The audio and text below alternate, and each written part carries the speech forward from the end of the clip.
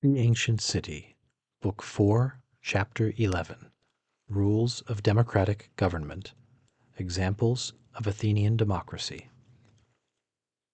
As the revolutions followed their course and men departed from the ancient system, to govern them became more difficult. More minute rules, more machinery, and that more delicate, became necessary. This we can see from the example of the Athenian government. Athens had a great number of magistrates. In the first place, she had preserved all those of the preceding epoch: the archon, who gave his name to the year and watched over the perpetuation of the domestic worship; the king, who performed the sacrifices; the polemarch, who figured as chief of the army, and decided the causes of foreigners; the 6 thesmothetae, who appeared to pass judgment, but who, in reality, merely presided over juries. There were also 10 Eropi, who consulted the oracles and offered certain sacrifices; the Parasiti, who accompanied the archon and the king in the ceremonies; the 10 Athlothetae, who remained 4 years in office to prepare the festival of Bacchus; and finally the Prytanes, who, to the number of 50, were continually occupied to attend to keeping up the public fire and the sacred repasts. We see from this that Athens remained faithful to the traditions of ancient times. So many revolutions had not yet completely destroyed this superstitious respect. No one dared to break with the old forms of the national religion. The democracy continued the worship instituted by the Eupatrids. Afterwards came the magistrates specially created for the democracy, who were not priests, and who watched over the material interests of the city. First were the strategi, who attended to the affairs of war and politics. Then followed the 10 astynomi, who had charge of the police; the 10 agoranomi, who watched over the markets of the city and of the Piraeus; the 15 sitophylakes, who superintended the sales of grain; the 15 metronomi, who controlled weights and measures; 10 guards of the treasury; the 10 receivers of the accounts; the 11 who were charged with the execution of sentences. In addition to this, the greater part of these magistracies were repeated in each tribe and in each deme. The smallest group of people in Attica had its archon, its priest, its secretary, its receiver, its military chief. One could hardly take a step in the city or in the country without meeting an official. These offices were annual, so that there was hardly a man who might not hope to fill some one of them in his turn. The magistrate priests were chosen by lot. The magistrates who attended only to public order were elected by the people. Still, there was a precaution against the caprices of the lot, as well as against that of universal suffrage. Every newly elected official was subjected to an examination, either before the Senate, or before the magistrates going out of office, or, lastly, before the Areopagus. Not that they demanded proofs of capacity or talent, but an inquiry was made concerning the probity of the man, and concerning his family. Every magistrate was also required to have a property in real estate. It would seem that these magistrates, elected by the suffrages of their equals, named for only a single year, responsible and even removable, could have had little prestige and authority. We need only read Thucydides and Xenophon, however, to assure ourselves that they were respected and obeyed. There was always in the character of the ancients, even in that of Athenians, a great facility in submitting to discipline. It was perhaps a consequence of the habits of obedience with which the religious government had inspired them. They were accustomed to respect the state, and all those who, in any degree, represented it. They never thought of despising a magistrate because they had elected him. Suffrage was reputed one of the most sacred sources of authority. Above the magistrates, who had no other duty than that of seeing to the execution of the laws, there was the Senate. It was merely a deliberative body, a sort of council of state.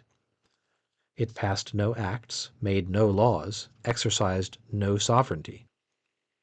Men saw no inconvenience in renewing it every year, for neither superior intelligence nor great experience was required of its members.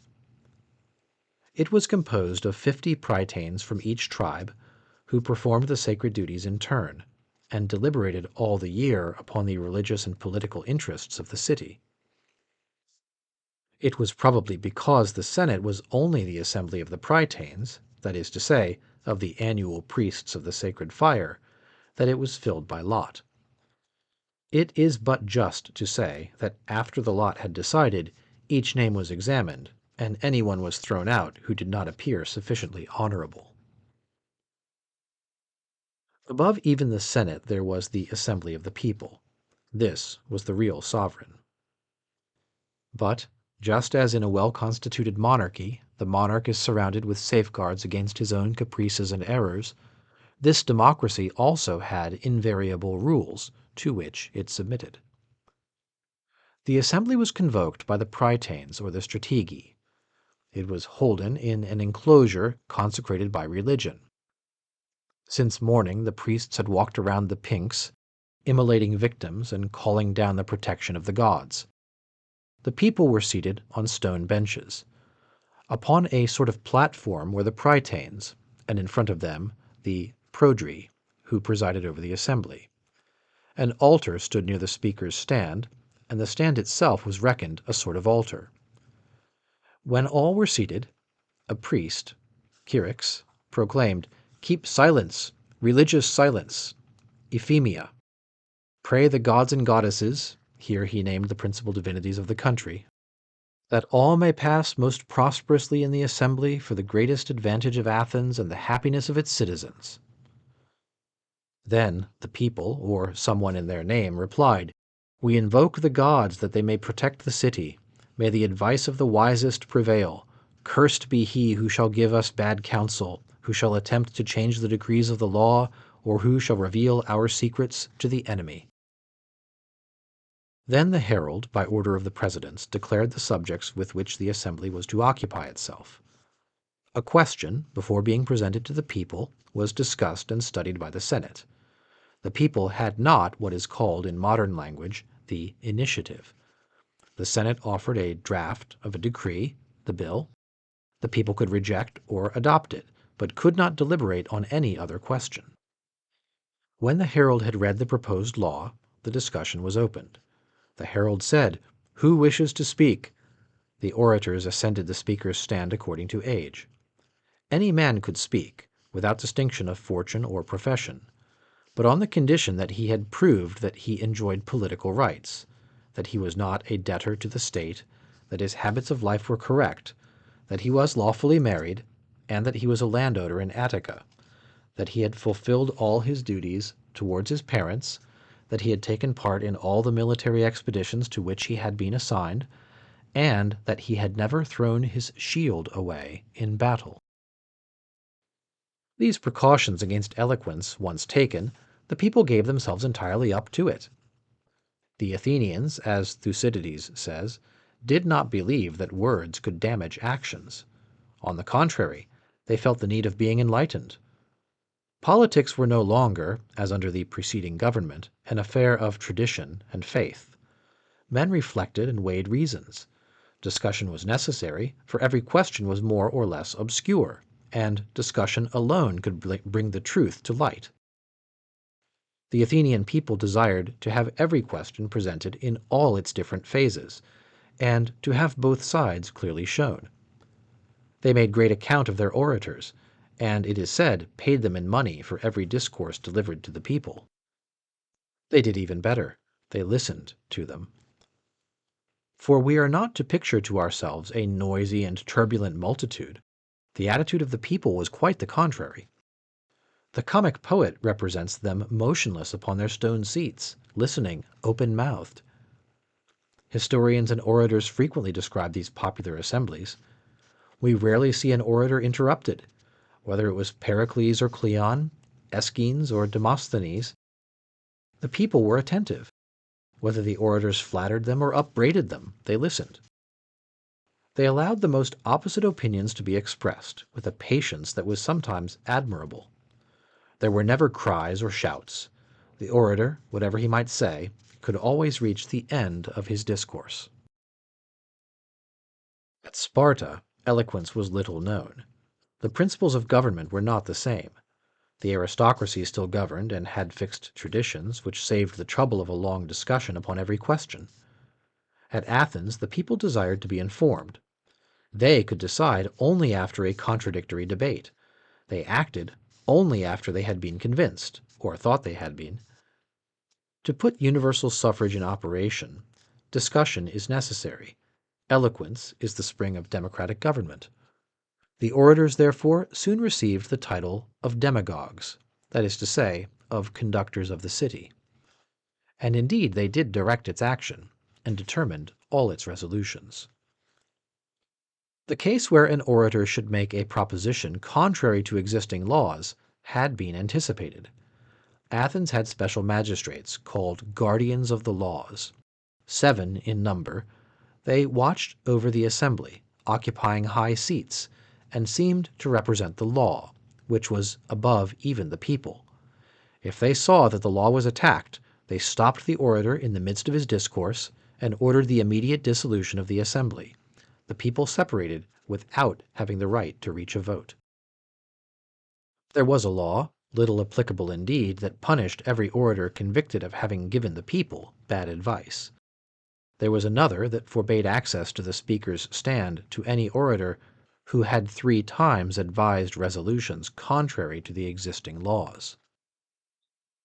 Athens knew very well that democracy could be sustained only by respect for the laws. The care of preparing the changes that it might be useful to propose belonged especially to the Themosthetae. Their propositions were presented to the Senate, which had the right to reject, but not to convert them into laws. In case of approval, the Senate convoked the assembly and presented the bill of these Themosthetae. But the people could decide nothing at once. They put off the discussion to another day.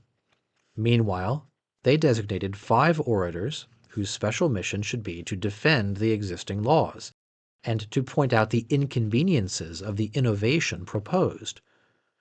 On the day fixed, the people again assembled and heard first the orators charged with the defense of the old laws, and afterwards those who supported the new.